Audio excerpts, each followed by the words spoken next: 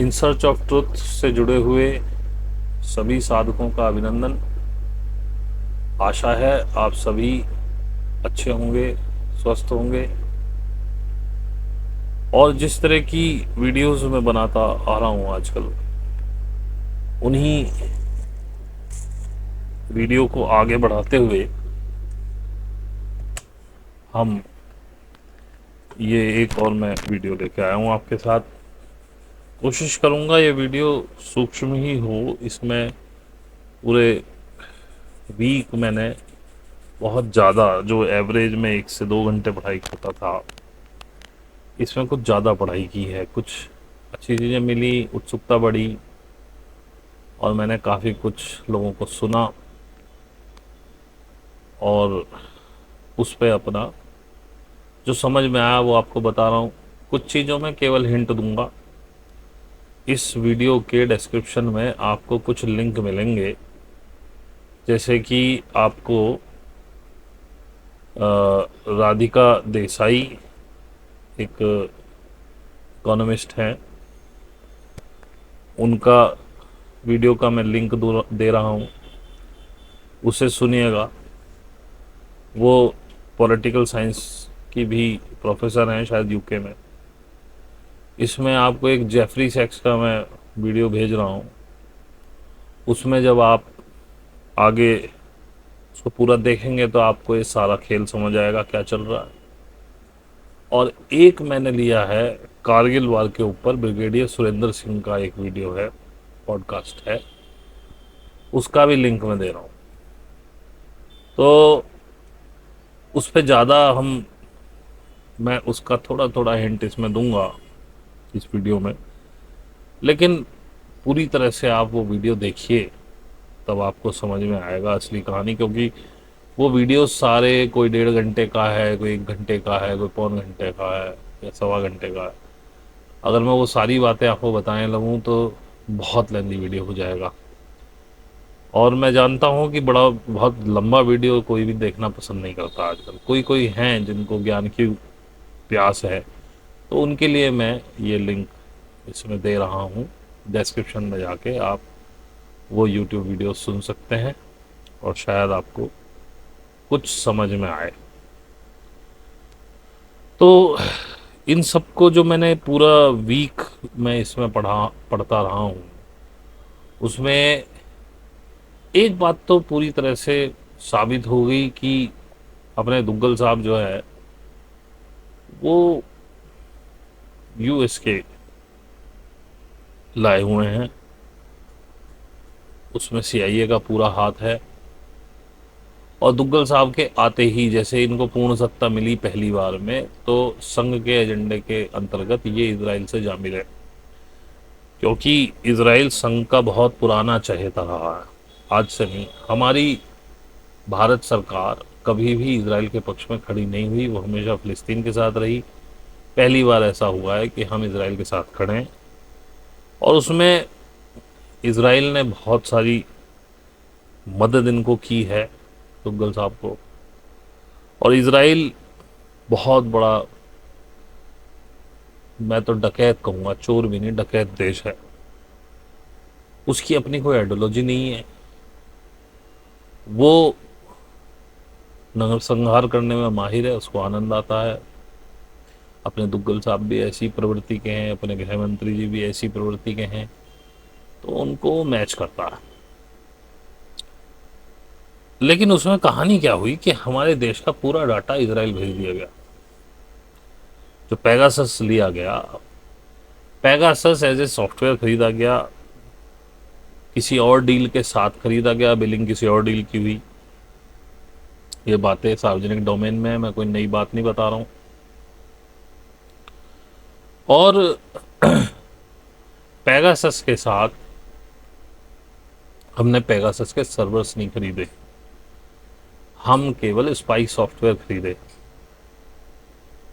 वो सारा data Israel में सेव होता है। हम अपने लोगों की रेकी करते करते, हमारी उसमें रेकी हर व्यक्ति की हुई है, नेताओं की भी हुई है, आर्मी पर्सनल्स की भी हुई है, और भी बहुत सारी चीज़ों की हुई है। मंत्रालयों की हुई है, उनमें रहने वाले सचिवों की हुई है। हमारी सारी जानकारी यूएस और इजराइल के पास है। उसमें अच्छी भी गंदी भी हर तरह की चली गई है। हम क्या करने वाले हैं और हम क्या कर रहे हैं। जब आप ये वीडियो जो मैंने आपको बताए हैं डिस्क्रिप्शन में, जब इन्हें देखेंगे तो आपको समझ में आएगा कि यूएस ने क्या गेम खेला है। देखिए, नो डाउट चाइना भी यूएस का बनाया हुआ है, क्योंकि यूएस के अंदर जब जिसे कहते हैं तनख्वाहें बढ़नी शुरू हो गई, वहाँ लेबर महंगी होनी शुरू हो गई, पूंजीपतियों को केवल फायदा दिखता है। तो उन्होंने ढूंढनी जगह शुरू कर, अब नखरे भी हो गए थे। आज भी यूएस और यूके में नखरे हैं। वो 9 to 6 काम करेंगे, 9 बजे आएंगे, 6 बजे एक्यूरेट छोड़ देंगे, किसी का बाप कुछ भी कर ले। पूंजीपतियों को ये चीज़ें समझ में नहीं आती, लेकिन व्यवस्थाएं ऐसी थी, पूंजीपति नहीं कर सकते थे कुछ भी। तो उन्हें कहीं ना कहीं बाहर कुछ ना कुछ और देखना था। उन्होंने देखा ये जेफरी सेक्स को। जब आप सुनेंगे तो वो कह रहा है कि 1981 में जब मैं चाइना गया तो चाइना बहुत गरीब था, बहुत बुरी हालत थी। वो राइस उगाते थे केवल, हार्डली उनकी जीविकाएं चल रही थी। बहुत बुरी तरह से टूटा हुआ देश था। हालांकि कम्युनिस्ट था, कम्युनिस्ट देशों को कभी भी पूंजीवादी पसंद नहीं करते, लेकिन यूएस को भी एक लेबर क्लास देश चाहिए था जो उनकी चीज़ें बना ले।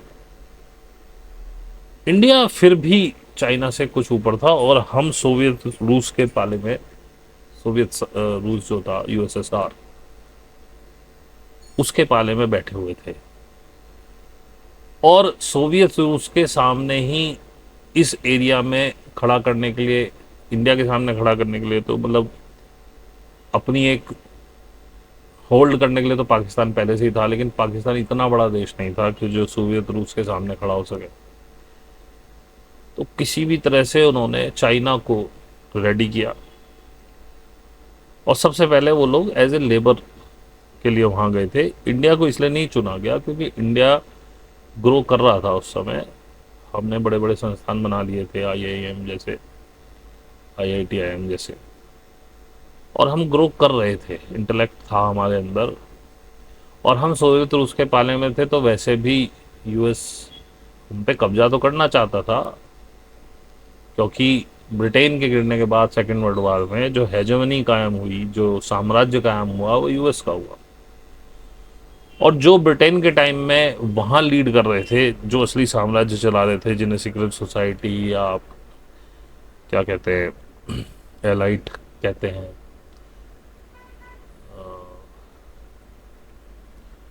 तो वही लोग वहाँ से यहाँ शिफ्ट हो गए, क्योंकि राज्य हमेशा इन्हीं का चलता। उस समय चाइना पे हाथ रखा यूएस ने। चाइना ने उनके छोटे छोटे कलपुर्जे वगैरह बनाने शुरू करे। लेबर लॉस, लेबर कॉस्ट हल्की थी, सबको काम चाहिए था, लोगों ने काम किया। लेकिन चाइना ने एक काम किया, बड़ी साइलेंटली उसने काम किया कई चीज़ों पे। एक तो चाइना में एक खासियत थी कि चाइना कभी किसी पे विश्वास नहीं करता, कभी नहीं करता। ये प्रॉब्लम हमारे साथ है। तो वो हमेशा हर चीज़ को संदिग्ध देखता रहा। कोई भी बाहर से यूएस का ऑफिशियल या कोई भी वहाँ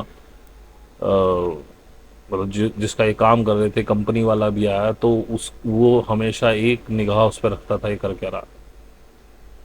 दूसरी बात, चाइना ने वो काम किया जिसकी वजह से आज वो इतने ऊपर है कि चाइना चुपचाप अपनी भी चीज़ें डेवलप करने लगा। और चाइना ने धीरे धीरे जब उस पर पैसा आने लगा, उसकी इकोनॉमी दौड़ने लगी, तो उसने, इसमें सारा खेल मैं आपको बता दूं पॉलिटिकल विल पावर का होता है।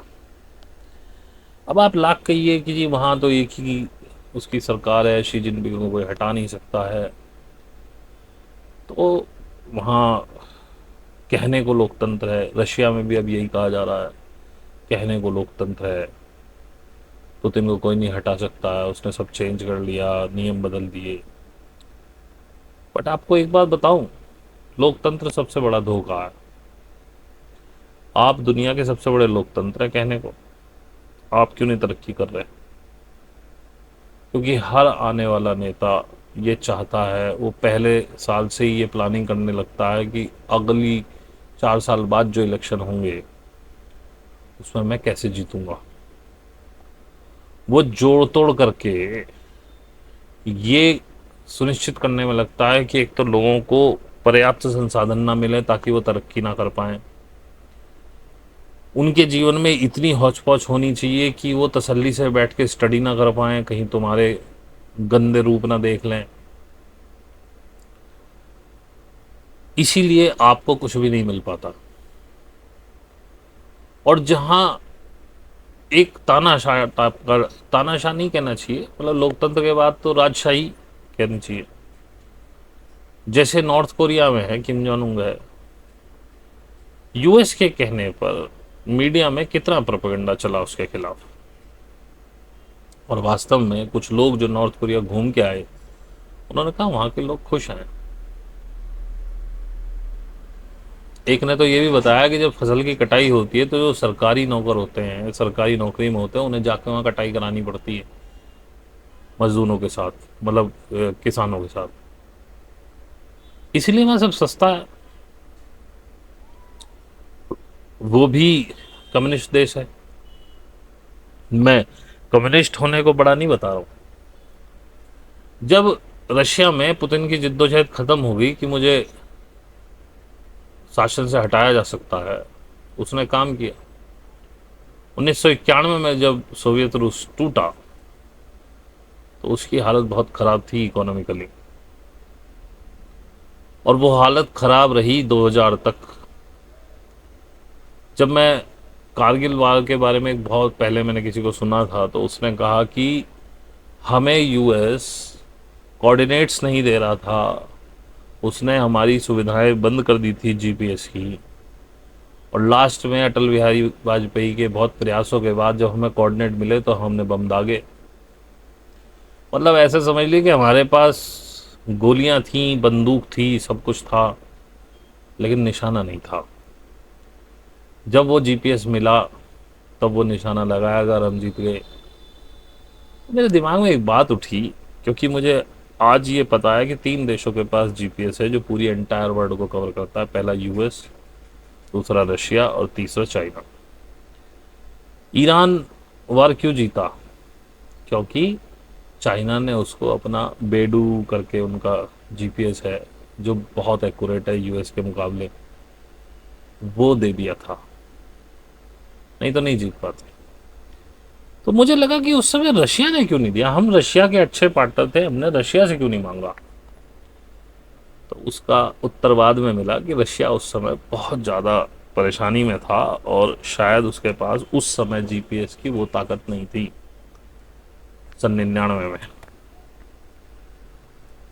इसके लिए, और चाइना का तब तक बना नहीं था, इसके लिए हमें उसी के पैर धो के पीने पड़े। और तभी अटल बिहारी वाजपेयी ने ऑर्डर दिया कि हमें अपना जीपीएस होना चाहिए, कम से कम इतना कि हम अपने देश के आसपास का 1500 किलोमीटर कवर कर पाएं। तब ये नाविक जो जीपीएस के उपग्रह छोड़े गए उसकी शुरुआत हुई थी, और नाविक के 11 उपग्रह छोड़े गए जिनमें से मुश्किल से 4 काम कर रहे हैं। वो एक बहुत बड़ा फेलियर है। खैर, उसमें किसी नेता का लेना देना नहीं है, टेक्निकल फेलियर होगा कुछ, ठीक है, उनकी जगह नए उपग्रह छोड़े जा सकते हैं, कोई बड़ी बात नहीं है। लेकिन नाविक को भी ऐसे दिखाया गया कि जैसे, ठीक है, नाम उसका नरेंद्र मोदी ने ही दिया। खैर, मोदी को तो इतनी अकल नहीं है, उसके किसी उसने दिया होगा ग्रुप ब्यूरोक्रेट्स ने। तो वो फेल है इस समय। हालांकि हम अगेन रशिया, चाइना और यूएस के जीपीएस पे निर्भर हैं, और किस्मत से देखिए हमारी किसी देश के साथ नहीं बन रही। यूएस ने, हम यूएस के तलवे चाट रहे हैं क्योंकि करंट रिजीम यूएस की बनाई हुई है। हालांकि यूएस ने इसको सिर्फ 5 साल के लिए बनाया था, नहीं 10 साल के लिए।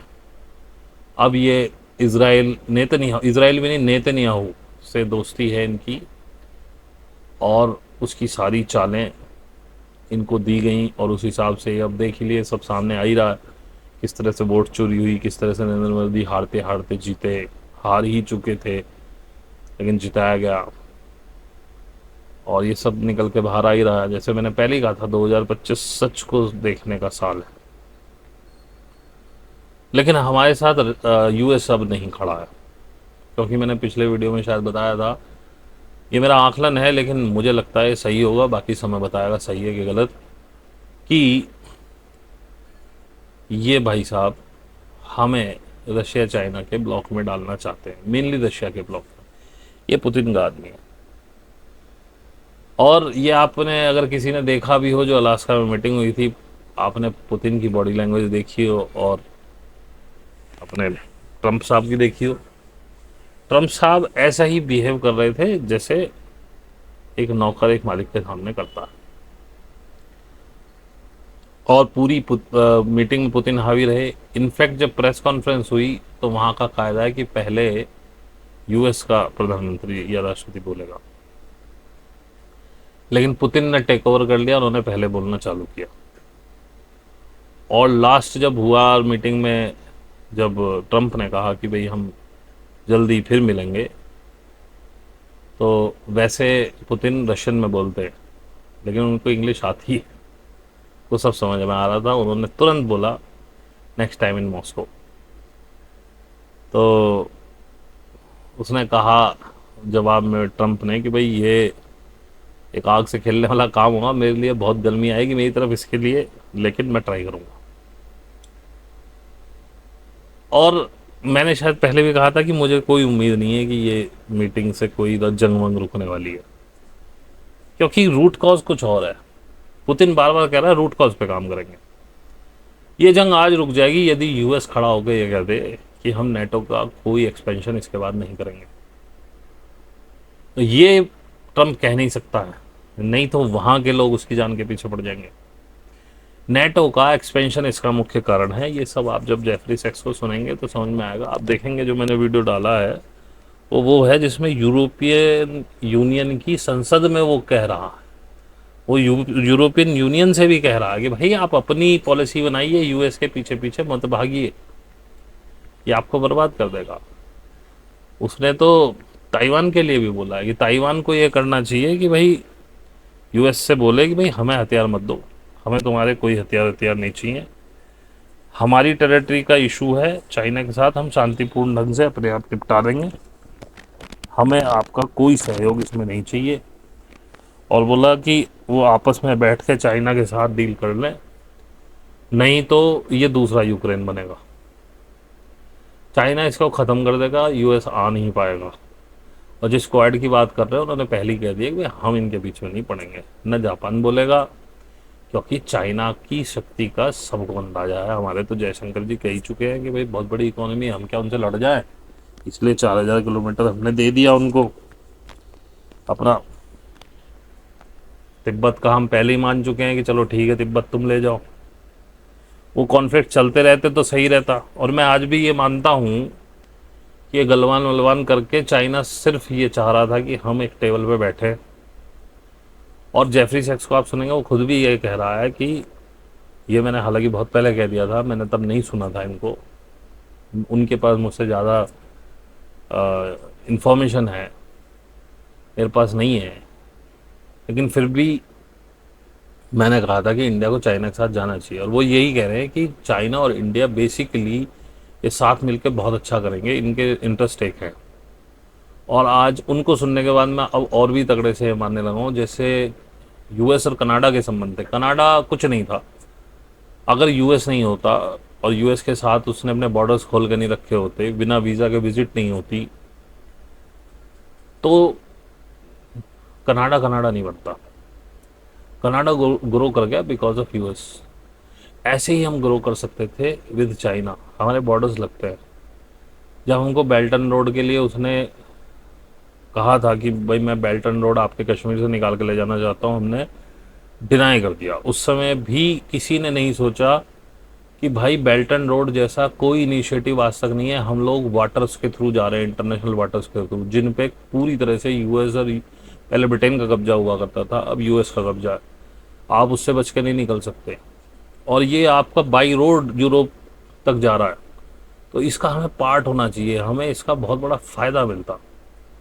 लेकिन ठीक है भाई, जिसने जैसे सोचा, क्योंकि CIA मोसाद तब भी एक्टिव थी इंडिया में, आज भी, आज तो खैर पूरा कई सालों से वो हमारा PMO चला रही है, इसीलिए किसी भी और मंत्रालय को राइट्स नहीं है, जो आता है PMO से आता है, क्योंकि वहाँ लोग जो बैठे हुए वो CIA के लोग बैठे हुए, ऐसा मैं मानता हूँ। ये गलत भी हो सकता है, जिसकी संभावना मुझे तो नहीं लगती, लेकिन संभावनाओं से इनकार नहीं किया जा सकता। तो भाई साहब, बल्कि मैं तो ये कहता था कि नेपाल की साइड से उनको एक रोड देनी चाहिए थी जो बीचों बीच इंडिया के होके जाती, और उसमें आपके बड़े बड़े सिटीज़ उससे जुड़ते, बेल्ट एंड रोड से मैन्युफैक्चरिंग सीधी होती है, सीधी बेल्ट एंड रोड पे चढ़ जाती। आप कहते हैं उधर से भी ले लो, एक इधर से भी ले लो, और सिंध और बलूचिस्तान होते हुए आप ईरान में चले जाते। उसका फ़ायदा आप ये ले सकते थे, आप भविष्य में पाकिस्तान को तोड़ के सिंध बलूचिस्तान को एक अलग प्रोविंस बना सकते थे, उससे पाकिस्तान की ताकत कम होती, और ईरान से आपकी सीधी तेल और गैस की पाइपलाइन आ जाती, जो एक बहुत बड़ा आपका ट्रांसपोर्टेशन बचता उसमें, और वो निर्बाध सप्लाई रहती, उस पर कोई रेस्ट्रिक्शंस काम नहीं करते, सस्ता ऑयल सस्ती गैस आपको मिलती। तो ये पॉलिटिकल विल पावर पे डिपेंड करता है, क्योंकि आप लोग US के हाथों की कठपुतली बने हुए हो पिछले 20-25 साल से।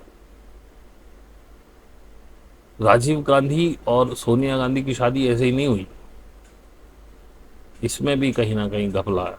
मैं अब भी मानता हूं कि सोनिया गांधी जो है वो US एजेंसियों से जुड़ी हुई है, जिस तरह के मुझे अभी कुछ चीज़ें सुनने को मिली। मैंने अभी नारायण स्वामी का इंटरव्यू देखा, काफ़ी बड़ा था, 1.5 घंटे करीब का। उसमें बहुत सारी चीज़ें उन्होंने बताई जिससे सोनिया गांधी संदिग्ध लगी। मेरे को तो पहले ही संदिग्ध होने का, मैं तो पहले ही कह रहा हूँ ये सब बाहर के लोगों के एजेंट है, और मुझे पहले ही समझ में आ गया था कि ये लोग जब पहली बार US कह रहा हूँ, BJP आनी शुरू हुई, 13 महीनों ने कैंपेनिंग शुरू करी, इनके खिलाफ ये कुछ बोले ही नहीं, पूरे 5 साल मुंह पे टेप लगाए रखे रहे। उसके 5 साल, और आज आप देखिए, राहुल गांधी बिल्कुल चूतियम सल्फेट था और एकदम से ट्रांसफॉर्म हुआ। 23-24 के इलेक्शन में तो फायर ब्रांड था ये, और इनको पूरी उम्मीद थी कि हमें मिलनी चाहिए 70, सत्ता इनके हाथ में थी। और ये इसीलिए देखो, जिस जिस बंदे के पास ये हो कि मैं जीता हुआ था यार, मैं कैसे हार गया, वही इतनी मेहनत करता है। जैसे अभी सुप्रीम कोर्ट में एक बंदा गया सरपंच के चुनाव में, उसने दोबारा खुलवाई वो EVMs, और उसमें जीत गया क्योंकि उसको पता था कि मैं जीता हुआ हूँ। ऐसे ही राहुल गांधी को पता था कि हम जीते हुए हैं, इस बार UPA की सरकार आनी थी, तो इसलिए उसने मेहनत करी और निकाला कि वोट चोरी ऐसी हुई है, ऐसे जीते, क्योंकि वो भी परेशान था कि भाई जीते क्यों, जीते हुए तो हम थे, और वो लगातार इस पे काम कर रहा कि हम क्यों हारे, क्योंकि ये अश्योर्ड था कि वो जीतने वाले हैं, ये प्री प्लान था सब कुछ। लेकिन खैर, जो भी होता अच्छे के लिए होता। अब कम से कम BJP की और पोल खुली है, और ये बात याद रखना, ये वोट चोरी वाला मुद्दा जो है BJP को सिरे से खारिज करता चला जाएगा हर जगह। और अब क्योंकि ये सड़कों पे आ गई है बात, चुनाव आयोग को कोई ना कोई बड़े कदम उठाने पड़ेंगे इसके खिलाफ, उसे अपनी साख बचाने के लिए कुछ ना कुछ करना पड़ेगा। और अगला चुनाव पूरी तरह से तो मैं नहीं कहता कि सही होगा, लेकिन जो 20% सही था, 80% खराब था, वो 20% खराब हो गया, 80% सही हो जाएगा अगले चुनाव जो होंगे। मेरा मानना यह है, जिस तरह से राहुल गांधी सड़क पे इस मुद्दे को बराबर मुस्तैदी से उठा रहे हैं, उठाते रहेंगे वो मेरे हिसाब से। मैं पहले ही कह चुका, एक नागनाथ है, एक सांपनाथ है। राहुल भी आएंगे तो CIA के ही कंट्रोल में रहेगा भारत। लेकिन उम्मीद पे दुनिया कायम है, देखो शायद कुछ अच्छा भी कर दे, क्या पता। खैर, मैंने आपको बताया लोकतंत्र एक धोखा है, इसमें लोग सिर्फ अपने चुनाव लड़ने पे लग जाते हैं, जीत करने के बाद इनको दूसरे चुनाव की तुरंत पड़ जाती है। ये आपके हकूक अधिकार छीनते हैं, आपको परेशान रखते हैं, उलझा के रखते हैं ताकि आपको सोचने का मौका ना मिले, और लास्ट में कुछ लड्डू हल्का सा पकड़ा देंगे और आप इनको वोट दे देंगे जयराम जी की। जहां जहां सत्ताएं बदलती नहीं थी, जैसे कि इराक, वहां सब कुछ बढ़िया चल रहा था। ठीक है, सद्दाम के कुछ अपने शौक थे, कुछ मिलिट्री स्टाइल के, लेकिन कुल मिला के उसके यहाँ सब कुछ बढ़िया चल रहा था। आज वहाँ की हालत खराब है। जेफरी सेक्स आपको बताएंगे कि 95 में 7 देशों का डिमोलिशन तय कर दिया गया था और नेतन्याहू को कमान दे दी गई थी कि मिडिल ईस्ट आप संभालो, जैसे आप करोगे वैसे होगा, हम अब बीच में नहीं बोलेंगे, हम आपको फुल सपोर्ट देंगे। उसमें वो बताते हैं ईरान, इराक, और ये ईरान, सूडान, लीबिया, सोमालिया, और एक था ये, अरे जहाँ का हिजबुल्ला है वो, और एक यमन। ये 7 देशों का डिस्ट्रक्शन तय हो गया था 95 में ही। कमेटी बन गई थी, फाइनल हो गया था ये होगा, एक एक करके ले गए। लीबिया, लीबिया समझो स्वर्ग था जीने के लिए, लेकिन लीबिया को ध्वस्त किया गया और आज वहाँ सिविल वॉर है। वहाँ के लोगों को मीडिया के थ्रू बरगलाया गया। इसीलिए मैं कहता हूँ मीडिया से दूर रहो। आज भी ऐसी ऐसी चीज़ें आती हैं फेसबुक वगैरह पे, ये जो अमित मालवीय की टीम करती रहती है, वो कुछ भी फैब्रिकेटेड करके डाल रही है और आप मान ले रहे हो। अरे खोदो उसको, जाके देखो तो सही है, सही कह रहा है गलत कह रहा है। अभी कुछ सोनिया गांधी के बारे में कुछ लिखा, उसकी सदस्यता वगैरह के बारे में, वो पता चला कि जो नाम उसने लिखा पर्चे पे, वो नाम ही उसके बहुत बाद में आया जब का वो पर्चा है। उससे पहले ऐसा लिखा ही नहीं जाता था दिल्ली को।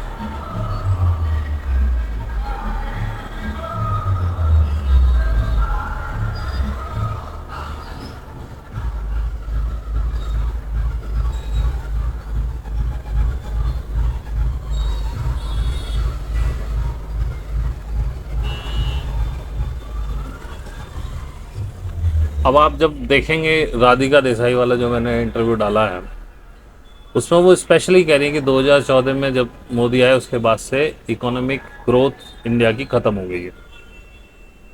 और आप देखिए कि किस तरीके से सीआईए ने हमको ख़त्म कराया, पूरे देश को ख़त्म करा दिया। और इन लोगों की सत्ता की चिपक, सत्ता की भूख, पैसा, शक्ति, इनको शूडो मिली हुई है शक्ति, ये परमानेंट नहीं है। आप देखना इनका कितना बुरा हाल होने वाला है, और ये अगली साल तक आपको दिखाई दे जाएगा। इसके गद्दी से उतरते ही कहानी खराब है, और ये गद्दी से कभी भी उतर सकते हैं, कल भी उतर सकते हैं, कोई भरोसा नहीं।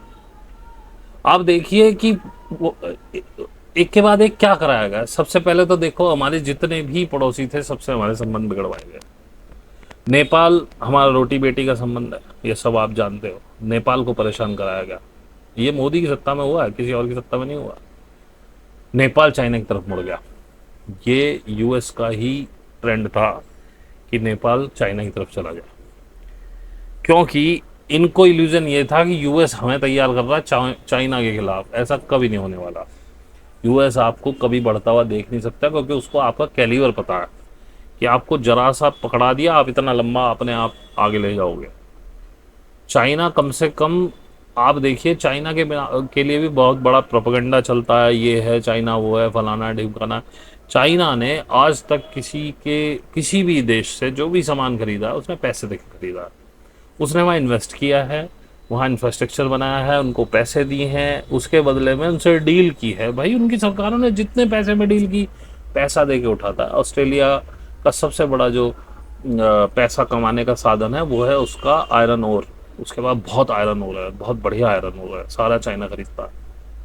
इसीलिए आपने देखा ऑस्ट्रेलिया ने चाइना के खिलाफ जाने से मना कर दिया यूएस को, क्योंकि उसकी इकोनॉमी खत्म हो जाएगी।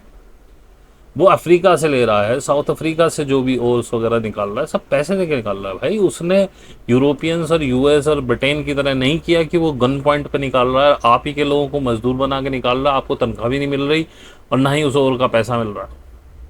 ये काम रशिया, यूरोप और सॉरी रशिया कर रहा हूँ, यूएस से यूरोप और ब्रिटेन ने किया। ये कभी नहीं किया चाइना ने। चाइना अगर पाकिस्तान में भी घुसा है तो वहां इन्वेस्ट किया, उसने पैसा दिया भाई उसका। तो उसको बेल्ट एंड रोड चाहिए था, वो पहले आपके पास आया था, वो भी नहीं ट्रस्ट करता था चाइना और पाकिस्तान को, आपने भेजा उसको पाकिस्तान के खिलाफ की तरफ। बांग्लादेश को तोड़वाया सीआईए ने, बांग्लादेश चला गया, श्रीलंका चला गया, मालदीव चला गया। कौन से पड़ोसी के साथ आपके देश, पाकिस्तान से तो पहले से ही टसल है, लेकिन हमारा ट्रेड फिर भी चल रहा था, ट्रेड भी खत्म करा दिया। और भाई साहब ये मुद्दों में चीजें नहीं चलती भाई, दुनिया ट्रेड से चलती है, पैसे से चलता देश। और बदले में जहां जहां से आपको आ रहा था, मतलब पैसा आ रहा था, वो चीजें बंद करा दी। आप देखिए किस तरीके से सिलसिलेवार हमारे एमएसएमई क्षेत्र को, छोटे और मझोले उद्योग जो थे, कुछ असंगठित क्षेत्र के थे, वो खत्म करा दिए। उसमें पहला बार इन्होंने करा नोटबंदी से। नोटबंदी का क्या हासिल हुआ? कुछ हासिल हुआ? मोदिया ने प्रोपेगेंडा करा कि जी आतंकवाद खत्म हो जाएगा। आतंकवाद नहीं खत्म हुआ, इनकी सत्ताएं बन गई। यूपी में ये आए इसी वजह से, नहीं तो आ नहीं सकते। सॉरी, यूपी में ये आ नहीं सकते थे। दूसरी पार्टी का नोट ही खत्म हो गया, तुम्हारे पास, तुम्हारी पार्टी के पास 2000 के नोट पहले से उपलब्ध थे। उर्जित पटेल ने इस्तीफा दिया इसीलिए, क्योंकि उसको पता था कि ये तो बहुत गलत हो रहा है। एक चुनाव आयोग ने भी 24 के चुनाव से पहले एक चुनाव आयोग के बंदे ने भी इस्तीफा दे दिया, मुख्य चुनाव आयोग के नीचे था, क्योंकि उसका मन नहीं हुआ। उसको पता है तो फंसने वाले काम है यार। अब राजीव कुमार के बारे में कैसी कैसी खबर कर, अगर वो हाथ आ गया, ये ध्यान रखना, अगर वो इंडिया में रहा बहुत सी चलदर होगी, और करंट वाले की भी होगी। या तो ये भाग जाएगा, अगर ये रहा इसकी हालत खराब हो जाएगी, देख लेना तुम। तो मैं बात कर रहा था कि नोटबंदी और जीएसटी, इसने उद्योगों को चौपट कर दिया। लोगों को रोजगार मिल रहा था, लाखों लोग बर्बाद हो गए, सड़क पे आ गए। असंगठित क्षेत्र के पता नहीं कितने आ गए, इनसे बहुत मोटा पैसा मिलता आपको। भाई इनकम टैक्स भी मिल रहा था। दूसरा, जब बंदा कमाता है, खरीदता है, तो इनडायरेक्ट टैक्सेस तो पे करता ही है ना। आप एक कोल्ड ड्रिंक की बोतल लो, लक्स की टिक्की लो, आप एक कोलगेट का टूथपेस्ट खरीदो, एक बिस्कुट का पैकेट खरीद के लाओ, पार्ले का, सब पे इनडायरेक्ट टैक्सेस तो दे ही रहा ना, जीएसटी तो दे ही रहा ना आज की डेट में। पहले सेल टैक्स हुआ करता था।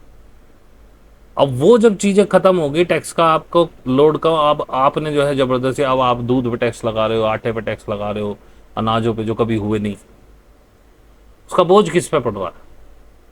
वो पीठ थपथपा रहे हैं कि जी हमने टैक्स कलेक्शन बहुत हो गया। पर कैपिटा इनकम पे क्यों नहीं बात करते कि हमने इनकम कितनी बढ़ाई लोगों की? टैक्स घटने से किसी सरकार की वाहवाही होती है, बढ़ने से नहीं।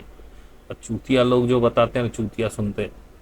मैं तो इन सब लोगों को, यहाँ केवल 5% लोग हैं जो जागे हुए हैं, मुश्किल से 95% लोग मैं काकरोचों की श्रेणी में रखता हूँ। इनको मार देना चाहिए, ये मर ही जाने चाहिए। ये जब तक रहेंगे चीज़ें ऐसी करप्ट होती रहेंगी। खैर, मोदी ने अभी भाषण दिया, उसने कहा मुझे व्यक्तिगत कीमत चुकानी पड़ेगी इसकी, लेकिन मैं फिर भी अपने किसानों और मछुआरों के पीछे नहीं बैठ। उसको पता है यदि उसने किसानों और मछुआरों के उस पर समझौता किया तो टीडीपी भाग जाएगी, तेरी सरकार जब भी गिर जानी है। और अगर तू सपोर्ट करता है तो सीआईए गिर देगी। वो कैसे इस चक्कर में लग रहा है कि टीडीपी गई तो अभी गिर जाएगी और तेरे को समझने का मौका नहीं मिलेगा, बोले सीआईए थोड़ी देर में गिराएगी। तो वो कोशिश कर रहा है किसी तरह से। मैं, ऐसा कहीं अफवाह भी आई थी, हालांकि मैं इसकी कोई पुष्टि नहीं करता, कि वो चक्कर में है कि मैं राष्ट्रपति बन जाऊं तो मेरे को इम्यूनिटी मिल जाएगी, कम से कम मेरे ऊपर कोई मुकदमा ना चले। क्योंकि नारायण स्वामी भी यही कह रहा है, जिस दिन भी ये प्रधानमंत्री पद से हटा, यूएस में इसके खिलाफ वारंट जारी हो जाएगा। वो ये प्रधानमंत्री बना है इसीलिए रुका हुआ है।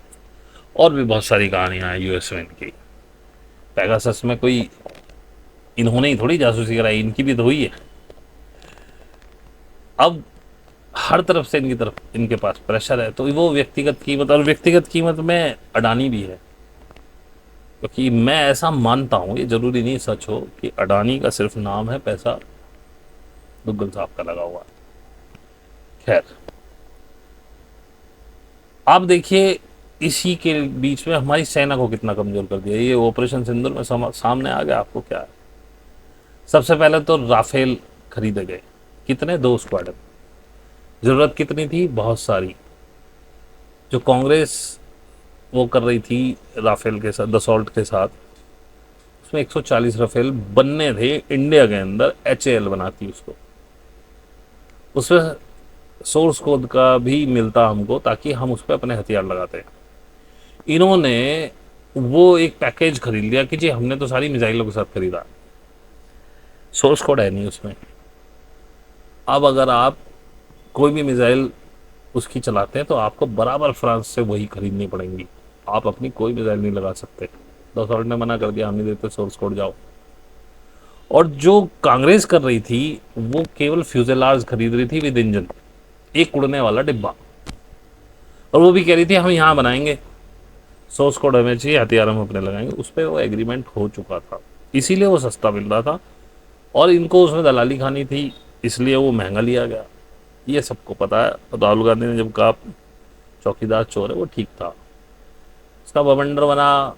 और देखो, जब पूर्ण बहुमत की सरकार होती है, ये पहले भी हुआ है, इंदिरा के टाइम में भी हुआ है, सुप्रीम कोर्ट जैसी संस्थाएं चुप हो जाती हैं। भाई डर सबको लगता है, परिवार सबके। तो आप इस सरकार को जाते हुए देखो और फिर देखो मजा। फिर यही सुप्रीम कोर्ट काम करेगा, यही जजेज अच्छे निर्णय देंगे आप। मैंने कहा ना, परिवार सबके, डर सबको लगता है। और कहीं ना कहीं कुछ ना कुछ घपले सभी ने किए होते हैं। उसके बाद देखिए सेना को कमजोर करने में अग्निवीर, क्या जरूरत थी उसे लाने की। जब जनरल रावत ने इसका विरोध किया तो हेलीकॉप्टर क्रैश हो गया। अब उसकी भी कभी जांच नहीं होगी। और एयरफोर्स को तो इतना कमजोर कर दिया, एक तो राफेल का डंका पीट दिया, वो बिल्कुल ठड्डा विमान है, आप देख लो, 5 गिर दिए पाकिस्तान ने। और हमारे तेजस तैयार, तेजस का बड़ा डंका बजाया। भाई साहब 2 इंजन आए हैं अभी जी से, 2 तेजस को क्या करोगे आप? एक स्क्वाड्रन भी नहीं बनता आपका। जी से आपने 4 साल पहले कर ली वो कि हम इंजन आपके खरीदेंगे, वो सब साइन हो गया। 4 साल से इंजन नहीं दिया और आप मुंह में दही जमा के बैठे, आप बोल ही नहीं रहे भाई जी इंजन क्यों नहीं दे रहे। अब आप कह रहे हो कि जी हम दसॉल्ट साफरान से या रोल्स रॉयस हमको बना के देगा। रशिया आपका पार्टनर है, पुराना पार्टनर है। रशिया से आप बात नहीं कर रहे हो, क्यों नहीं बात कर रहे हो? यूएस के दबाव में। यूरोप से लोगे आप इंजन, जबकि वो आपके कभी पार्टनर रहे नहीं। हालांकि यूएसएसआर के टाइम में रशिया ने भी आपको अपने कंट्रोल में रखने की कोशिश करी, सभी करते हैं। यूएसएसआर की भी एक हेजेमनी थी, जिसमें कि उन्होंने क्या कहते हैं, नारायण स्वामी के इंटरव्यू में उन्होंने कहा कि संजय गांधी को रशिया ने मरवाया था। मेरे बात कुछ कम हजम हो रही है। ये राजनीतिज्ञ हैं, ये सच भी अपने हिसाब से बोलते हैं। एक बहुत बड़ी बात चलती है कि संजय गांधी को इंदिरा ने मरवा दिया था। यार इंदिरा नहीं मरवा सकती संजय गांधी को। संजय गांधी एक ऐसा व्यक्ति था, उसमें भारत तरक्की ही कर रहा था।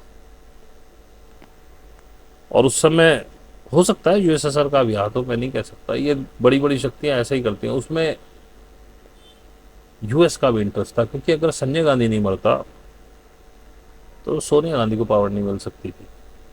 ये मुझे मेरा आकलन प्योरली। तो संजय गांधी के मौत में यूएस का भी हाथ होगा, हो सकता है रशिया का भी रहा हो, दोनों ने हाथ मिला लिया। ऐसे ऐसे में लोग कर लेते हैं। अलग अलग कहानियां हैं उसकी, और भी वो गौण है, उनको छोड़ दीजिए। जब तक ऐसी बाहर की शक्तियां इन्वॉल्व नहीं होती, संजय गांधी जैसा व्यक्ति नहीं मारा जा सकता। तो इस तरह से आपकी सेना बुरी तरह से कमजोर कर दी गई। पॉलिटिकल विल पावर नहीं थी, इसलिए कावेरी इंजन नहीं बना हमारा जो जेट इंजन है, क्योंकि पैसा ही नहीं फंड हुआ उसको। जब आप अपने परमाणु प्रोग्राम को खड़ा कर सकते हैं और परमाणु बम बना सकते हैं, आप अपनी क्रायोजेनिक इंजन बना सकते हैं, मिसाइल्स बना सकते हैं, आप पे एक जेट इंजन नहीं बन रहा, फंड ही नहीं हुआ, पैसा ही नहीं फंड हुआ।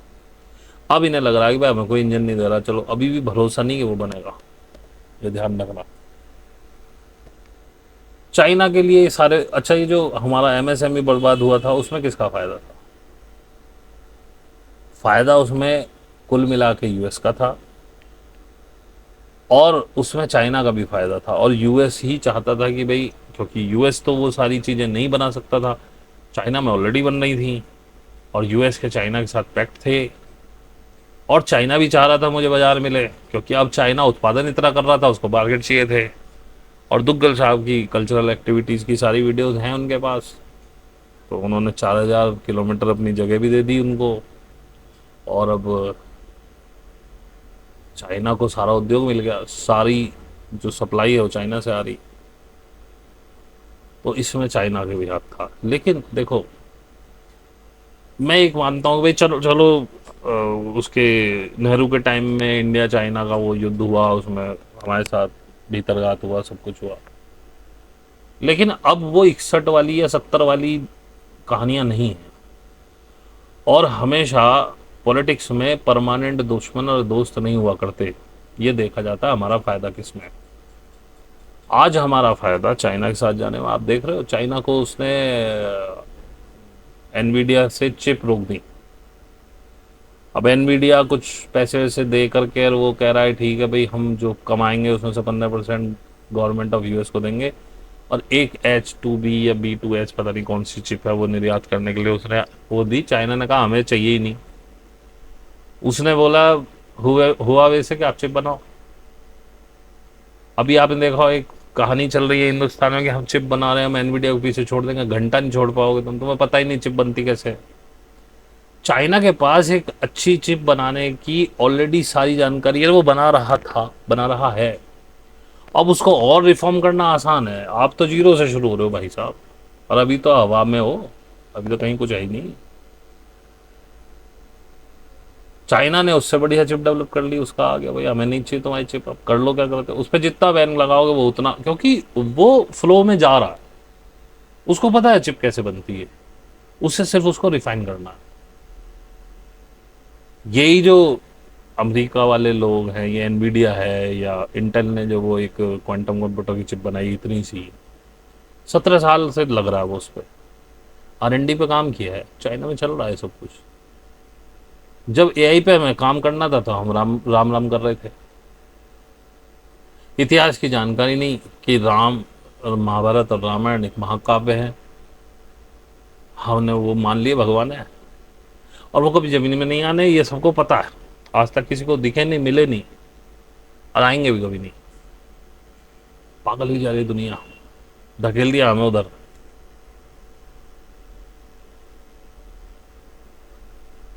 आपको हिंदुत्व की चाशनी पिला पिला के, और हम पागल कौन है? हम, क्योंकि हम पढ़ते लिखते नहीं हैं, हम मीडिया के एजेंडे पे चलते हैं।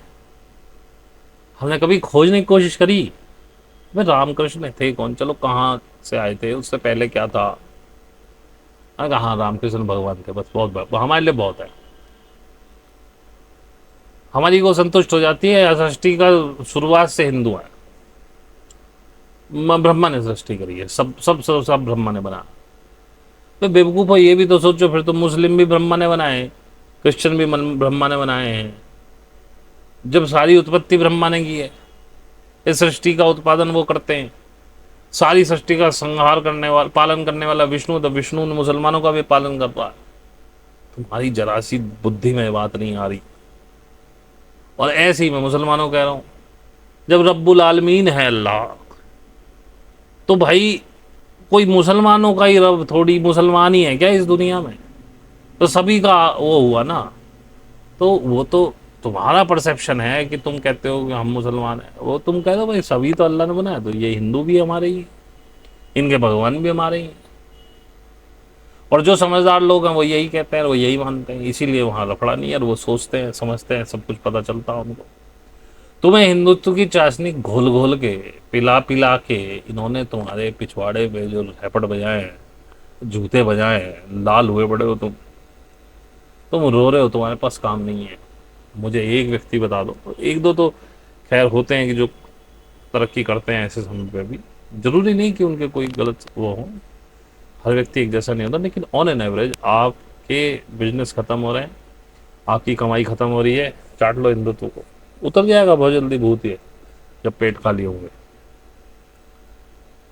एक समय याद करो कि या तो न्यूज़ में किम जोंग उन की कहानी चल रही थी, या ये चल रहा था पाकिस्तान खत्म होने वाला, उसके बाद पैसे नहीं बचे, क्रूड खरीदने को पैसे नहीं है, और वहाँ इतनी महंगाई है, ये वो मर रहे हैं, गिर रहे हैं।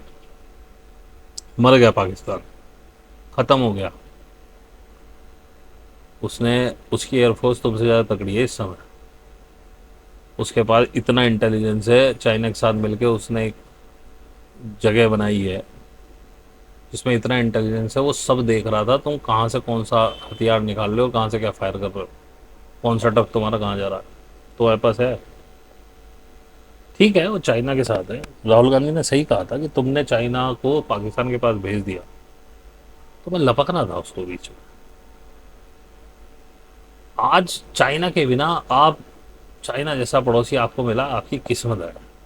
आज वो तरक्की पे है, यूएस हेजेमनी तोड़ रहा, आप चले जाओ उसके पास, वो आपको भी सिक्योर कर लेगा भाई। यूएस आपका कुछ नहीं बिगाड़ पाएगा। आप उसका इन्वेस्टमेंट लाओ, आप अपने बॉर्डर्स खोल दो, आप विदाउट वीजा चाइना में इन एंड आउट कर दो, कोई दिक्कत नहीं है जी, आ जाओ। अब आपको डर लगता है चाइना ऐसा कर देगा, तो मुस्तैद रहो ना, जैसे चाइना रहा, उसने यूएस को नहीं घुसने दिया। कितने समय से उसने गूगल गूगल को बाहर रखा हुआ, वहाँ फेसबुक गूगल कुछ नहीं चलता, बल्कि उसका टिकटॉक यूएस में चलता है। अब आप एक बार बताओ, टिकटॉक क्यों बंद करवाया? गलवान के बहाने टिकटॉक बंद हुआ, बाकी तो कुछ बंद नहीं हुआ। टिकटॉक अभी तक भी नहीं खुला इंडिया में, क्योंकि टिकटॉक एक बहुत बड़ा रेवेन्यू जनरेट कर रहा था इंडिया से, और वो यूएस में भी कर रहा है, वो भी पैसे बांट रहा था जैसे गूगल बांट रही है। लेकिन गूगल की हेजेमनी खत्म हो जाती, फेसबुक की हेजेमनी खत्म हो जाती, और अगर मोनोपोली खत्म हो गई, हेजेमनी खत्म हो गई, तो वो सत्ता का साथ कैसे देता? जो फेसबुक पे कहानियां फैलाई गई वो खत्म हो जाती, वो नया एक फेसबुक जैसा भी ला के दे देता आपको। खत्म करवाया गया उसको, आज तक बैन है टिकटॉक।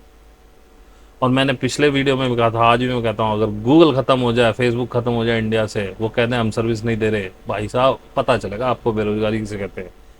ये जो कमर हिला हिला के दुनिया भर के उल्टे सीधे कंटेंट बना के आप पैसे कमा रहे हो ना, 5-5, 6-6 हज़ार जो भी मिल रहे हैं, 2,000, 4,000 खर्चे निकल रहे हैं ना, खत्म हो जाएंगे सब। और टिकटॉक पैसे दे रहा है, वो यूएस में बंद नहीं हो पाया टिकटॉक। वहाँ के लोगों ने, उनको पता था कि ये बवाल हो जाएगा। यहाँ हमारे यहाँ चूतिया बसते हैं, हमारे यहाँ लोगों में इतनी क्षमता ही नहीं है।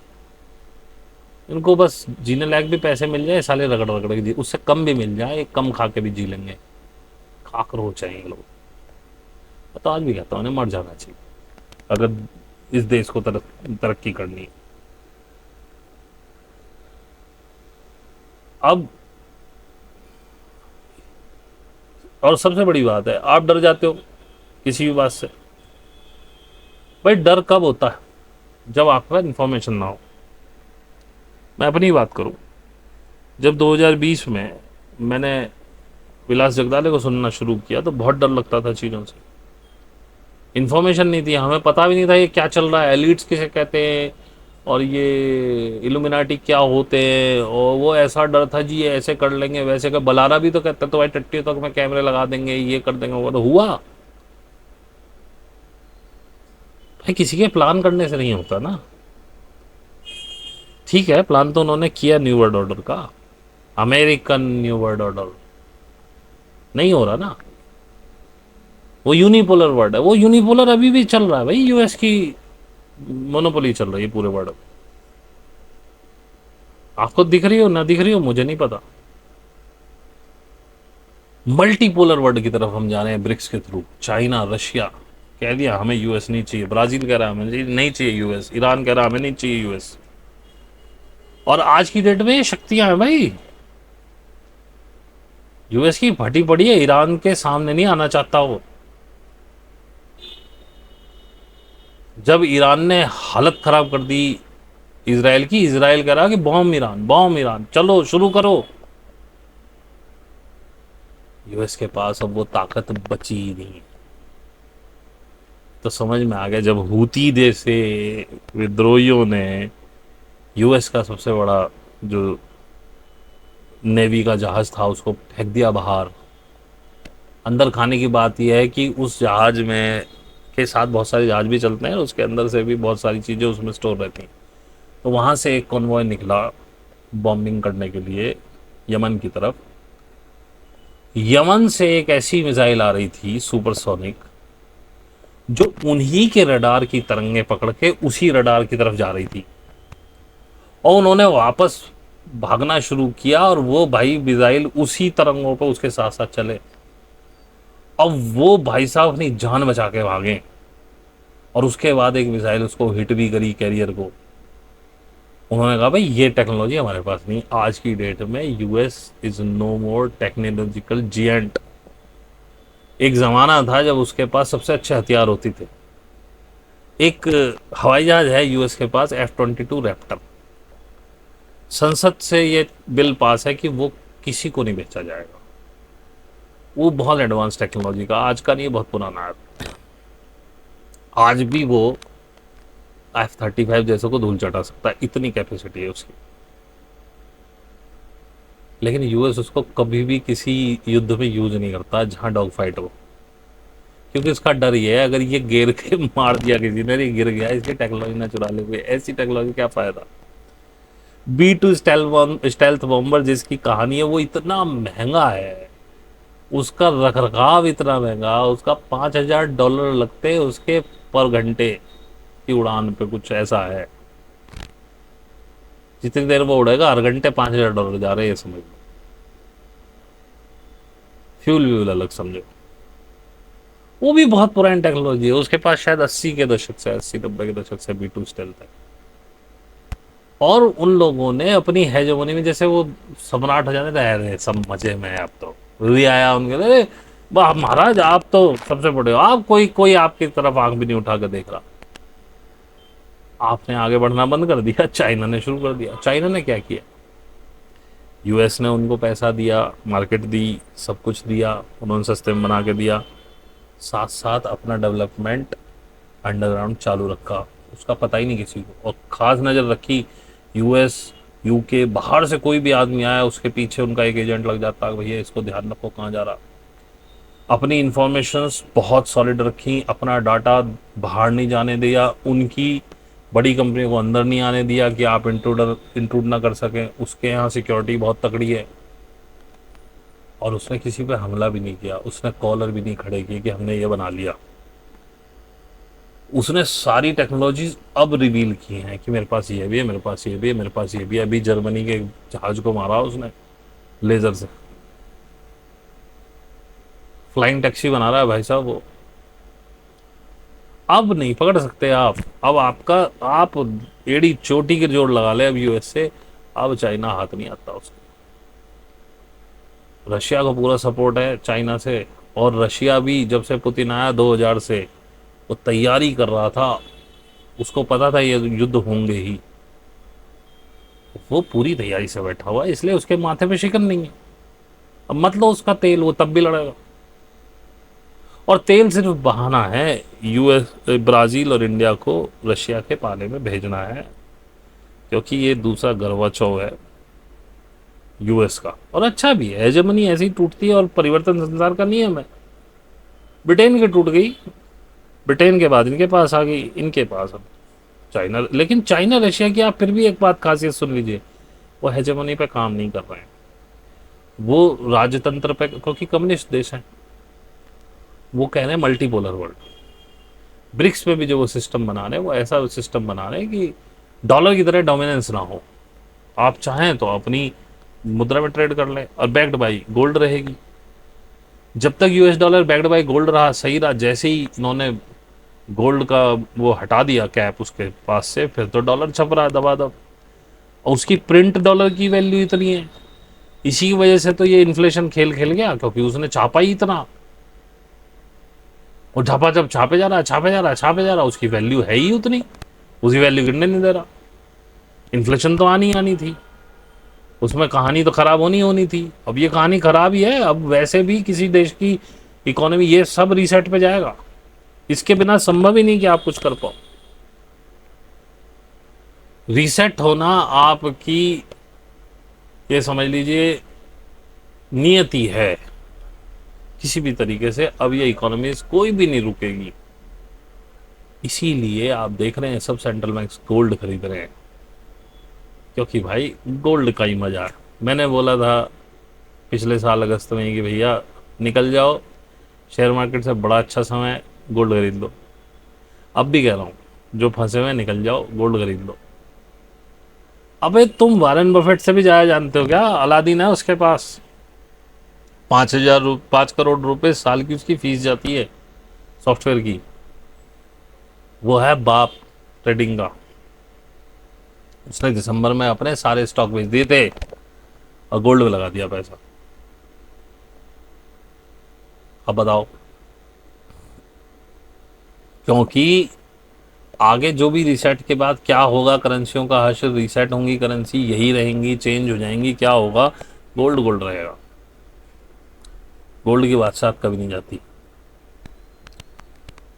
तो अब भी मैं कह रहा हूँ निकल जाओ, गोल्ड खरीद लो। पैसा है तो, नहीं है तो शांत बैठो, तुम्हारा कोई नहीं बिगाड़ सकता कुछ।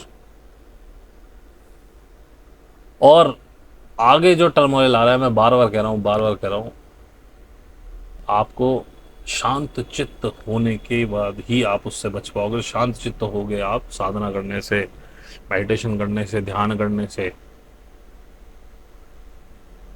ध्यान करो, डिटैच हो लोगों से। ये सब व्यर्थ की चीजें हैं, इनमें कुछ नहीं रखा हुआ।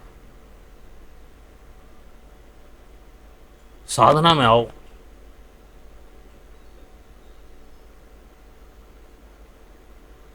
इसके बिना आप अगले 3 साल सरवाइव नहीं कर सकते, लिख लेना मुझसे। और आप सोचो कि साल भर बाद आप इस कंडीशन में होंगे कि आप एकदम ध्यान में चले जाएंगे, साधना में, संभव ही नहीं है। ये गोल्डन चांसेस हैं। जो इनमें ढल गया इन इन दिनों में, वही कामयाब होगा, वही सरवाइव कर पाएगा। कामयाब की तो बात ही, सर्वाइवल हो, कामयाब तो बाद में देखेंगे। इतने टर्मोइल्स आएंगे, इतने टर्मोइल्स आएंगे कि मैं, आप सोचो ना यार, टू हेल विद की कोई क्या कह रहा है, क्या भविष्यवाणी, भगवान कुछ नहीं होती भविष्यवाणी, भविष्यवाणी कुछ नहीं होता। आपको सब चीजें मैं प्रैक्टिकल बता रहा हूँ सामने। भाई इकोनॉमी कौन से देश की ग्रो कर रही है? क्योंकि इकोनॉमी में इतना प्रिंटेड मनी आ गया जो बैक्ड आउट बाय गोल्ड नहीं है। वो फिएट करेंसी है, उसका सिर्फ हवा में मोल चल रहा है। जिस दिन ये उसकी जो हवा है डॉलर की वो टूट गई, खत्म हो जाएगी कहानी, कुछ नहीं बचेगा। फिर रिसेट होंगी, फिर करेंसीज दोबारा उनको पावर मिलेगी कि जिसके पास जितना गोल्ड है उस हिसाब से करेंसी छाप लो भाई। तो आपके जो बैंकों में पड़ा हुआ पैसा है या आपके हाथ में जो कागज के नोट है, इनका क्या होगा? अगर आप ये सोचते हैं कि ये रखे रखे रिवैल्यूएट हो जाएंगे, कि जो आज 1 लाख रुपए की गड्डी लिए बैठा घर पे, दो 500 की, उस समय जब करेंसी रीसेट होगी तो आज का जो 1 लाख है उसकी पावर 10 लाख हो जाएगी और ये गड्डियां आपके पास रह जाएंगी तो भूल जाओ। इस करेंसी को ख़त्म कर दिया जाएगा, या तो नए नोट छप के आएंगे या कुछ नया होगा, उसकी वैल्यू इतनी होगी, इनकी कोई वैल्यू नहीं रहने वाली है। आपके घर में लोहा, तांबा, एल्यूमिनियम, चांदी कुछ भी पड़ी हुई है, उसकी वैल्यू होगी, लेकिन इन कागज के नोटों की कोई वैल्यू नहीं होगी। घर में लोहा लंगड़ भी पड़ा हुआ, उसकी भी वैल्यू होगी। आज अगर 30 रुपए किलो जा रहा है, कल को भी शायद 20 रुपए, 22 रुपए, 50 रुपए, 10 रुपए, 15 रुपए जाए, लेकिन उस 15 रुपए की कीमत भी आज के 30 रुपए के बराबर ही होगी। इनकी मेटल्स की वैल्यू कभी नहीं घटती। लेकिन आप समझो कि जो है आप 2 लाख रुपए का लोहा खरीद लो तो कितना होगा, कहाँ रखोगे? फिर 2 लाख का तांबा खरीद लो तो और कम जगह में आएगा। 2 लाख की चांदी खरीद लो तो और कम जगह में आएगी। 2 लाख का सोना खरीदो तो भाई इतना सा आएगा, किसी भी ड्रॉर के कोने में पड़ा रहेगा, पता भी ना चले किसी को। मेटल्स की कीमत अपनी जगह रहने वाली है, इससे तो आप बेफिक्र रहो। लेकिन ये रीसेट दिखाई दे रहा है और रीसेट में आपका पैसा खत्म कर दिया। अब बैंक में जो वैल्यू पड़ी है उसका क्या होगा? क्योंकि चलो फिएट करेंसी तो खत्म हो गई, आपने ले ली, या वैसे भी चलो हमने नहीं रखी, हमारे तो सारे बैंक में पड़े थे। अब बैंक में भी जो 10 लाख रुपए पड़े हैं, अब हो सकता है उनकी वैल्यू 2 गुना हो जाए, 4 गुना हो जाए रीसेट के बाद। तो ये बैंक से भी आपका पैसा खत्म कर देंगे, वो बाई हुक एंड क्रुक। हालांकि ये अभी इस साल नहीं होने वाला है, अगली साल भी शायद नहीं होने वाला, शायद 27 में हो, 28 में हो, 29 में हो, 30 में हो, मुझे नहीं पता कब होने वाला। लेकिन अगर करेंसी रीसेट होगी तो you should not be having any currency. कोई वैल्यू आपके बैंक अकाउंट में नहीं शो होगी, कोई वैल्यू आपके नोट की नहीं होगी। उस समय जो आपकी जेब में सोना, चांदी, तांबा, पीतल, कांसा जो भी पड़ा हुआ, उसकी वैल्यू होगी। जब उसे बाजार में बेचने जाओगे तो वैल्यू मिल जाएगी। आई थिंक मैं समझा पा रहा हूं कि मैं क्या कहना चाहता हूं। तुम्हारी जमीनों की वैल्यू नहीं होगी भाई। तुमने जो आज 30 लाख में खरीदी है, हो सकता है करेंसी रीसेट के बाद उसकी वैल्यू 10 लाख रह जाए। मेटल की वैल्यू कभी नहीं जाएगी। मेटल को पास रखो अपने, कागज पे मत खरीदो सोने और चांदी।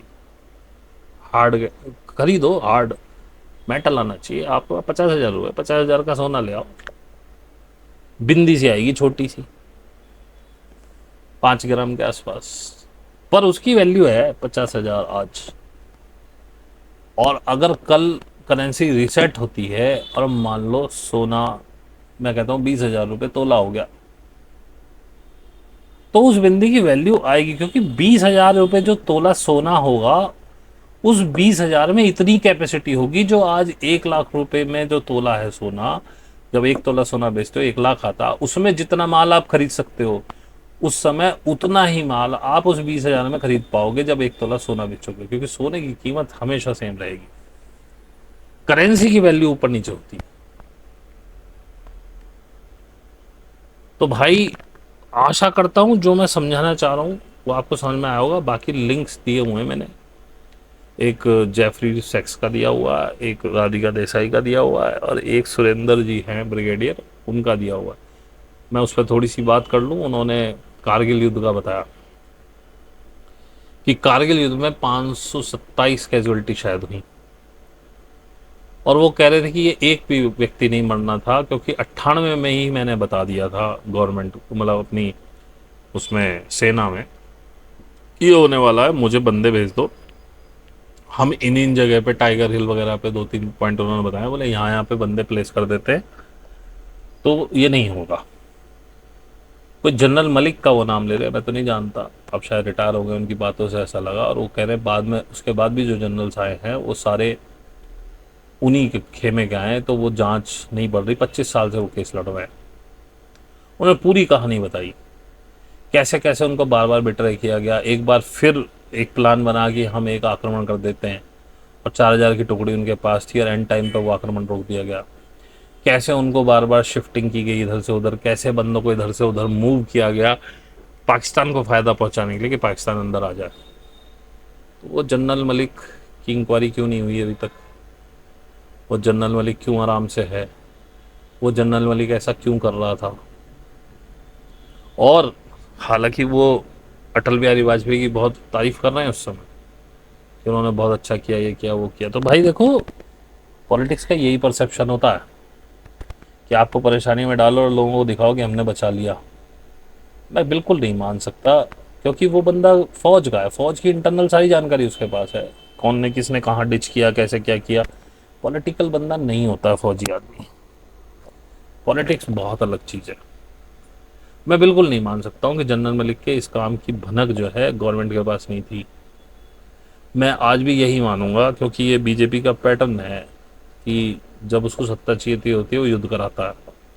मैं आज भी यही मानूंगा, इसमें पूरी तरह से इन्वॉल्व थे अटल बिहारी वाजपेयी, और उसमें अमेरिका बैक कर रहा था इसको। आईएसआई से सीधी इंस्ट्रक्शंस थी, मलिक साहब आईएसआई के साथ संबंध में थे, ये बात पॉलिटिकल पावर्स को पता थी।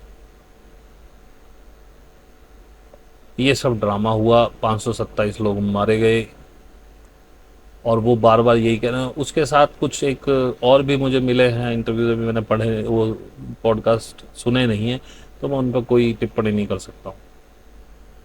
हालांकि वो भी यही कह रहे हैं कि 527 लोग मारे जा सकते। वो एक तो ये कह रहा है कि मैंने सूचना दी थी और मेरा कोर्ट मार्शल कर दिया गया। मैंने सूचना दी कि ऐसा होने वाला है। अब वो कारगिल पे कह रहा है, किस पे कह रहा है, मैं ये नहीं कह सकता क्योंकि मैंने अभी सुना नहीं, उसका टाइटल देखा है।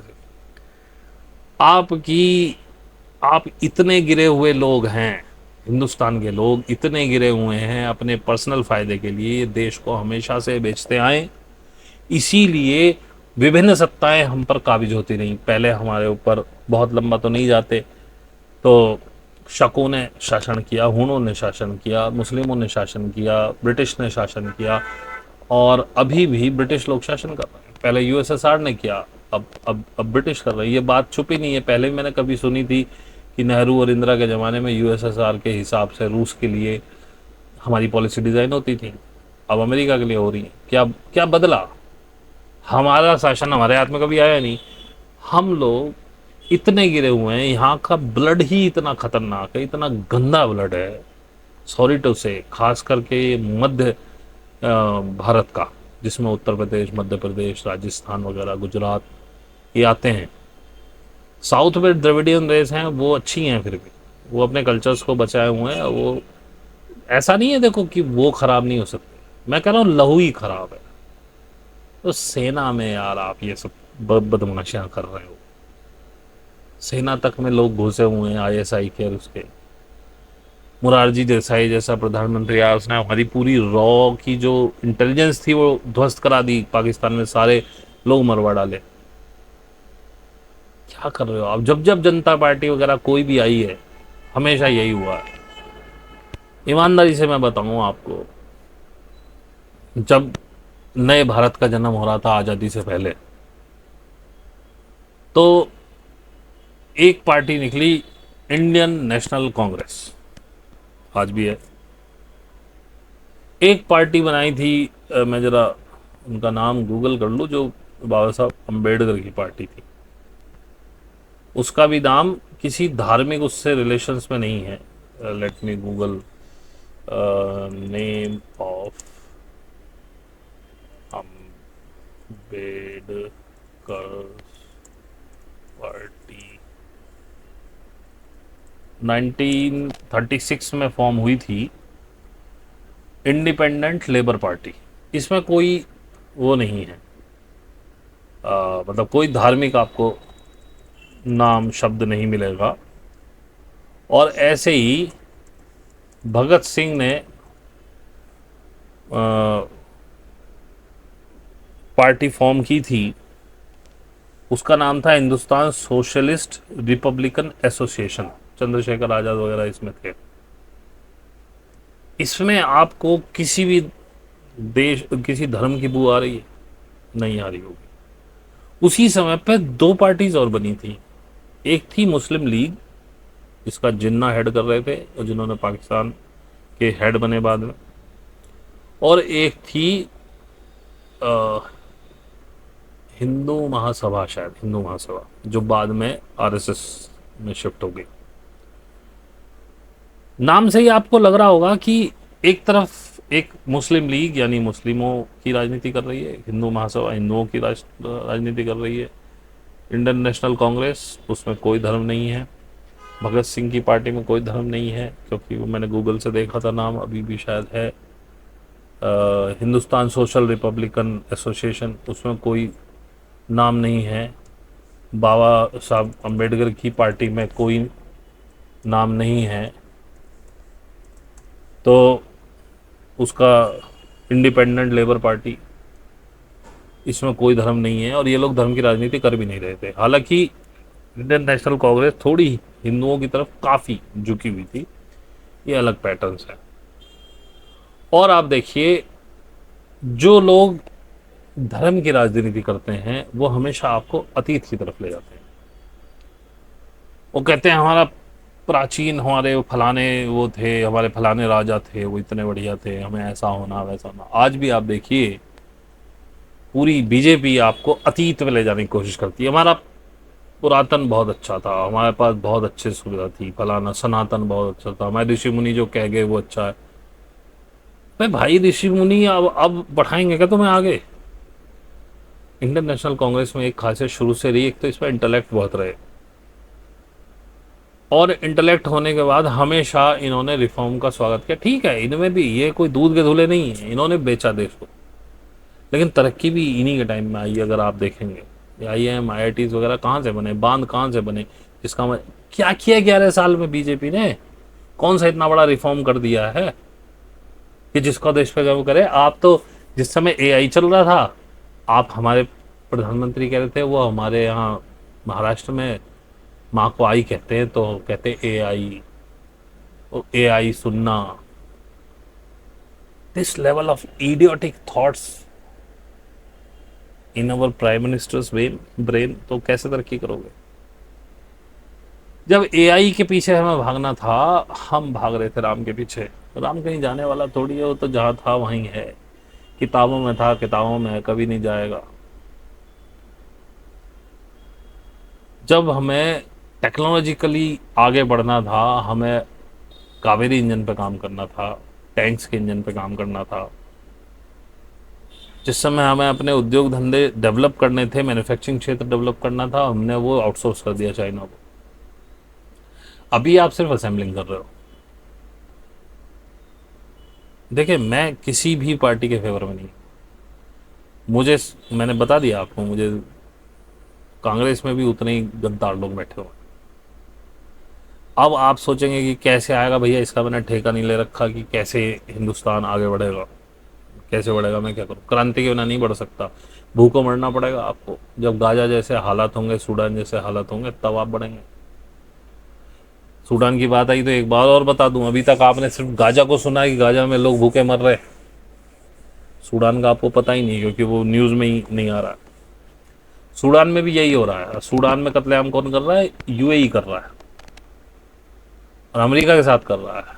और उसकी वजह यह है कि वहाँ सोना बहुत है, उसका सोना, जहाँ भी कोई मिनरल है वहीं वहीं के दो लोगों को मारा गया है, उनको परेशान रखा गया है। अफ्रीका पूरा गुलाम किया हुआ इन्होंने। अभी इब्राहिम टरोटे ने अपने देश को आज़ाद कराया फ्रांस से, एक तरह से।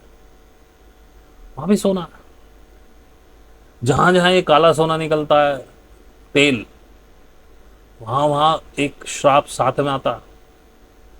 आप क्या समझते हैं ये कोई यूएई और ये सऊदी, ये कोई बहुत बड़े कांड कर रहे हैं? कुछ नहीं, पैसों में ठोक दिया इनको, खत्म हो चुके हैं। ये अपने ऐशो आराम छोड़ ही नहीं सकते, यूएसए के खिलाफ बगावत कर ही नहीं सकते।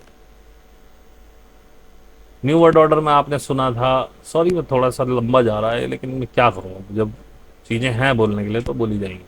आपको बोरियत हो रही है, 2 बार में सुन लेना। न्यू वर्ल्ड ऑर्डर में था कि तेल खत्म कर दिया जाएगा, इलेक्ट्रिक गाड़ियां। आप कुछ भी कर लो, अगले 4 साल में भी आपके पास इतना इंफ्रास्ट्रक्चर नहीं होगा कि आप इलेक्ट्रिक गाड़ियों को चला पाएँ। और दूसरी सबसे बड़ी बात, इलेक्ट्रिक गाड़ियों के अंदर जो इलेक्ट्रिकल फील्ड होता है, इलेक्ट्रोमैग्नेटिक फील्ड होता है, जैसे कि मैं अभी अपने, ये मेरे पास मीटर है नापने का, तो अभी मैं देख रहा हूँ तो 14 के करीब इसमें रेटिंग आ रही है इलेक्ट्रिक फील्ड की। और इलेक्ट्रोमैग्नेटिक फील्ड जो है वो नीचे की साइड है, वो 0.0509, 0.1011, देखो नीचे वाली रीडिंग देखिए, ये देखिए, ये फील्ड उसमें इतना ज़्यादा है कि एक देश में तो पुलिस वुलिस में शायद ये गाड़ियाँ दी गई थी, फिर वो वहाँ से, क्योंकि उसमें चक्कर आने लगे लोगों को, उल्टियाँ होने लगी, इतना हैवी इलेक्ट्रोमैग्नेटिक फील्ड होता है कि आपका शरीर नहीं झेल सकता है, और उसके लिए कोई कवरिंग नहीं की गई है कि ये ना निकले बाहर, और ये निकलेगा ही, इसे नहीं रोक सकते आप। तो ये स्वास्थ्य के लिए भी अच्छी नहीं है, आप इन्हें बहुत ज़्यादा देर तक रन नहीं कर सकते। प्लानिंग तो ऐसी थी लेकिन ध्वस्त हो रही है, तेल से बाहर आप अभी भी नहीं निकल पा रहे, तेल तो चाहिएगा ही आपको। और जहां जहां तेल है, ये सारा ईरान ईरान का, लेबनान है वो कंट्री जो मैं बोल रहा था, हिजबुल्ला वाले, ये सारा मिडिल ईस्ट किस लिए परेशान करके रखा हुआ है यूएस ने। 9/11 यूएस ने क्रिएट किया खुद, नाम लगाया ओबामा का, ओबामा नहीं, ओसामा, सॉरी, ओसामा का नाम लगाया, शायद ओसामा बेचारे को पता भी नहीं कि मेरे नाम से साला टावर टूट गया। वो ऐसा भी माना जाता है कि बुश का पार्टनर था, इनका साथ में कारोबार था, इनको खड़ा भी यूएस ने किया, इनको ट्रेनिंग भी दी, इनको हथियार भी दिए, उसका भी जेफरी सेक्स जिक्र कर रहा है। आप समझो, आपकी आंख खोलेंगी। उन्होंने कहा कि हमारी लड़ाई लड़ेंगे ये लोग, हम इनको फंड करेंगे, फिर इनको बदनाम करके, वो भी सारा प्लान था कि इन्हीं को बदनाम करके इनके खिलाफ फिर मुहिम चलाएंगे। खेल था मिडिल ईस्ट के तेल को कब्जा करने का। सऊदी वऊदी ने पहले ही हथियार डाल दिए थे कि हम आपके साथ हैं, पेट्रो डॉलर पे वो एग्री कर गए, उनको नहीं छेड़ा गया क्योंकि तो अपने पपेट्स हैं। और ईरान में 1953 में रिजीम चेंज करी थी इन्होंने, जब शाह को लाए थे, उस समय भी वहाँ एक वेल इलेक्टेड सरकार थी। उसकी गलती यही थी, जब ब्रिटेन वहाँ से तेल निकाल रहा था, उसने कहा तेल तो हमारा है, आप हमारी इजाज़त के बिना क्यों ले जा रहे हैं। वही बात, खेल खराब हो गया। ब्रिटेन ने यूएस को कह दिया, यूएस ने रिजीम चेंज कर दी, वहाँ शाह आ गया, शाह इनका पपेट था, फिर वहाँ पे सब चीज़ें आ गई, वहाँ न्यूक्लियर रिएक्टर भी आ गया। उसके बाद भाई साहब ये अपने खामनेई साहब आ गए, वो सारा खेल पलट गया। तभी से ये इनकी आंखों की किरकिरी बना हुआ है। अगर ये सऊदी अरब की तरह घुटने टेक देता, वहाँ पे उन्हीं की कंपनीज आ जाती और वो सारा खेल हो जाता, तो ईरान को भी कुछ नहीं कहा जा सकता था। लेकिन मिडिल ईस्ट में ईरान आपके लिए हिमालय का काम करता है। यदि आप ईरान को कमज़ोर कर रहे हैं, तो ये लोग ईरान से होते हुए सीधा सबसे पहले पाकिस्तान का तो कोई वजूद ही नहीं है, इंडिया ही है, फिर चाइना, और चाइना ये बात जानता है, रशिया भी ये बात जानता है, उधर से रशिया के रूट भी खुलते हैं। अभी आपने देखा होगा ट्रंप ने अजरबैजान और शायद Armenia, if I am not wrong, let me clarify maps, Armenia, हाँ, अर्मेनिया और अजरबैजान के बीच में एक संधि कराई, और उसमें एक ट्रम्प ब्रिज करके बनाया जा रहा है, जो कि अजरबैजान को वो पावर क्यों दे रहा है, उसके पीछे भी खेल यही है कि रशिया को डाउन करना है। अब ईरान पे भी खतरा है, और अजरबैजान भी अगला यूक्रेन हो सकता है। रशिया पूरी तैयारी से है, उसको फर्क नहीं पड़ता, वो कह रहा है कि भाई मेरा रूट को ख़त्म कर दो, नेटो का एक्सपेंशन बंद करो, और इस एरिया में, क्योंकि आप अब 3 मुख्य शक्तियां हैं पूरे वर्ल्ड में। एक रशिया है जिसको पुतिन ने डेवलप किया एज ए शक्ति, दोबारा से इसको तोड़ चुका था यूएस, एक यूएसए, एक चाइना है। अगर आप इनके बराबर वाले किसी भी देशों को छेड़ेंगे, जिस आप अगर यूएस समझो सोचे कि मैं पाकिस्तान में बैठ जाऊं और इंडिया में बैठ जाऊं, बांग्लादेश में बैठ जाओ, चाइना नहीं छोड़ेगा। अगर रशिया के आप यूक्रेन में, अजरबैजान में, अर्मेनिया में कहीं बैठेंगे तो रशिया मारेगा। पोलैंड में, हालांकि पोलैंड तो यूयू का पार्ट है, लेकिन वो उसने कह दिया कि चलो ठीक है, इसके आगे मत आओ। अगर मैक्सिको में चाइना या रशिया जाके बैठे तो यूएस नहीं मान सकता। जैसे कि 1960 के आसपास फिदेल कास्त्रोव ने क्यूबा में रशिया की मिसाइल परमाणु बम लगवा दिए थे। क्यूबा क्राइसिस के नाम से है ये, जरा पढ़ना है इसको। फिदेल कास्त्रो बहुत बढ़िया नेता था, इंदिरा गांधी के साथ बहुत अच्छे संबंध थे, मतलब हिंदुस्तान के साथ। हिंदुस्तान ने अपने सारे पुराने संबंध खत्म कर दिए हैं। ईरान से हमने संबंध, ईरान हमें सपोर्ट कर रहा है क्योंकि वो जानता है कि हम यूएस के ट्रैप में हैं। क्योंकि वो ट्रैप में नहीं है, इसलिए उनको दिख रहा है कि सच्चाई क्या है, तो वो सपोर्ट कर रहा है हमको। और हमने ईरान को सपोर्ट नहीं किया क्योंकि हम इसराइल को सपोर्ट कर रहे थे। खैर ये अलग बात है। बहुत बड़ा वीडियो हो गया, उसके लिए आप इसको 2 पार्ट में देखें, कैसे भी देखें। फिर भी मैं कह रहा हूँ आगे बढ़ना है, आगे का समय काटना है। साधना करिए, ध्यान करिए, सच्चाई को जानिए। 2025 केवल आपको नए नए खुलासे देगा। दांतों तले उंगली दबा लेंगे आपकी, क्या हो रहा था, ये क्या हो रहा है। मैं लिंक उसमें डाल दूंगा डिस्क्रिप्शन में, जिसको देखने हो वो देखिएगा।